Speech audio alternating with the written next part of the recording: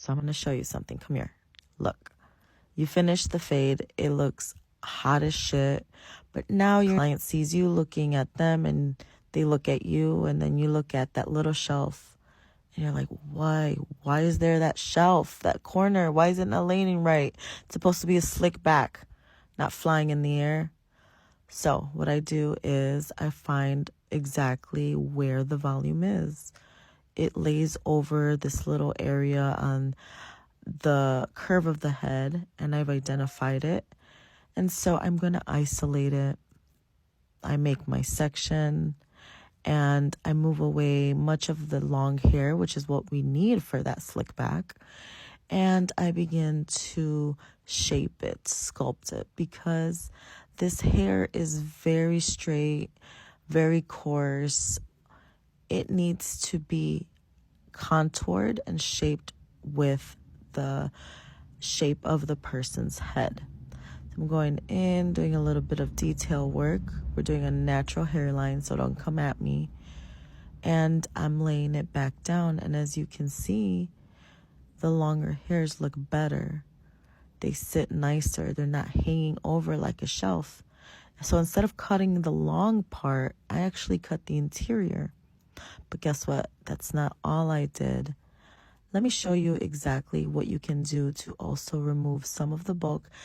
So while he's still distracted, you're going to take out your thinning shears and you're going to go in and just remove as much of the weight as possible so you can see how much of it is actually bulk and how much of it is actually length.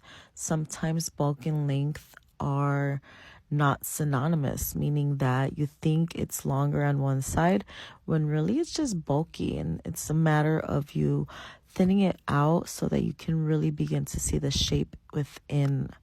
So here I am checking the balance. I've noticed that, hey, this other side is looking heavy too in relation to my new side.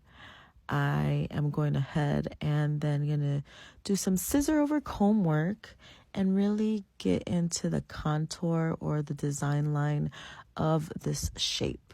As you see, I am just working the area, going ever so smooth and combing to see how everything lays back. So then I'm finishing up.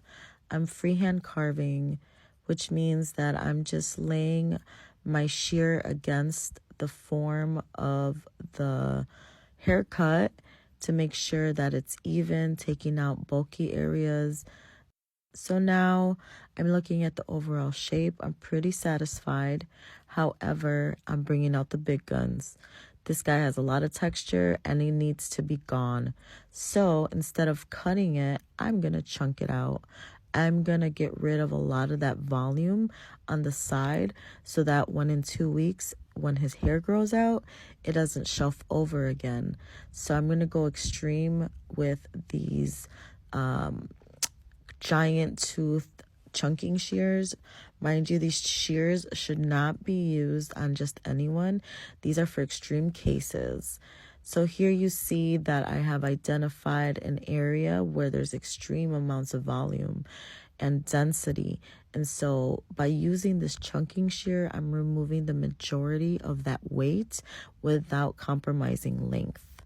So as you can see, I'm satisfied with the movement. The hair is looking good. I'm doing some freehand carving, the same that I did with my texturizers, but with my chunking shear.